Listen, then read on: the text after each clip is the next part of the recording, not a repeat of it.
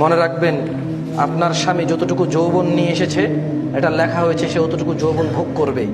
এবার আপনি যদি শক্ত হন, আপনার স্বামী যদি ফাসিক গুনাহগার হয়, তাহলে সে এই অশ্লীলতা পাপাচারের দিকে গিয়ে হলেও অতটুকু যৌবন ভোগ করে নেবে। আমি সবাইকে অনুরোধ করব, কেউ অশ্লীলতার দিকে যায়েন না। আল্লাহর উপর আস্থা আছে, যুবকের আছে আস্থা আল্লাহর প্রতি, বৃদ্ধের আছে আস্থা আল্লাহর প্রতি। তবে তোমাকে আমি জানিয়ে দেই, আপনাকে আমি জানিয়ে দেই, শুনুন, আপনি পুরুষ হিসেবে মহিলাদের সাথে কতটুকু সুখ শান্তি এই পৃথিবীতে উপভোগ করবেন, তা আল্লাহ আপনার রিজিক বরাদ্দ করেছে। সুবহানাল্লাহ। যুবক, তুমি ধৈর্য ধরো, যুবক তুমি ধৈর্য ধরো।